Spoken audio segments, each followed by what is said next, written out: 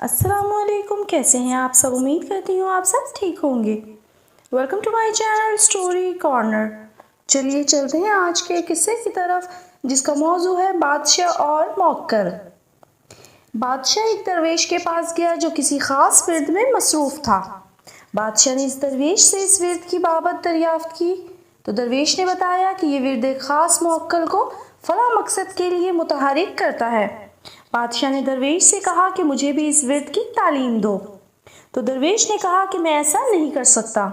बादशाह ये सुनकर वहाँ से रुखसत हुआ और किसी और से वही विर्द सीख कर इसने इसी दरवेश को अपने दरबार में बुलाया और इसको कहने लगा कि मैंने तेरा विर्द किसी और से सीख तो लिया है, लेकिन जिस मौक्कल का तूने जिक्र किया था वो ना तो हाजिर होता है और ना ही मेरा कोई काम करता है।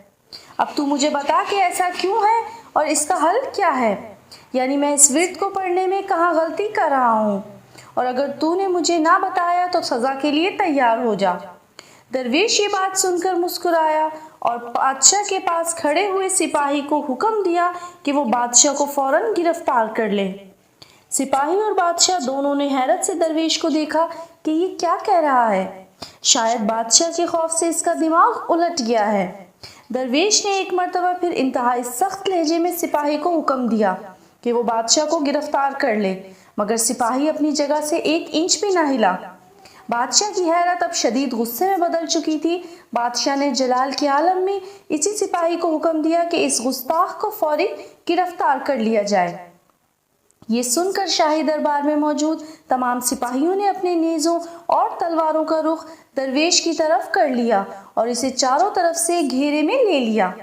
दरवेश ये देखकर मुस्कुराया और बोला, बादशाह, जो मैंने इन सिपाहियों को कहा और जो तूने इनको कहा वो एक ही हुक्म था।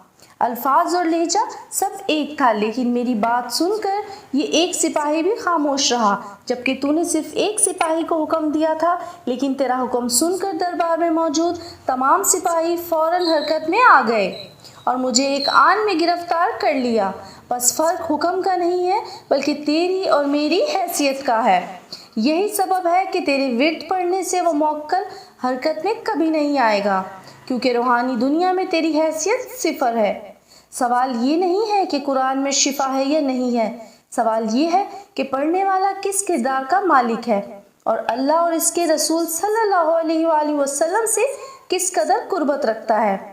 ऐसे में मसला आयात या नक़ूश की रूहानियत का नहीं है, बल्कि आमिल के अमाल, उसकी नीयत, निस्बत, तवक्कुल और ईमान का है। उम्मीद करती हूँ ये ईमान अफरोज़ सबक आमूज़ सच्चा वाक़या आप सबको पसंद आया होगा। फिर मिलेंगे एक नए वाक़ये के साथ, तब तक के लिए अल्लाह हाफ़िज़। जाते जाते चैनल को सब्सक्राइब, वीडियो को लाइक और शेयर करते जाएं। शुक्रिया।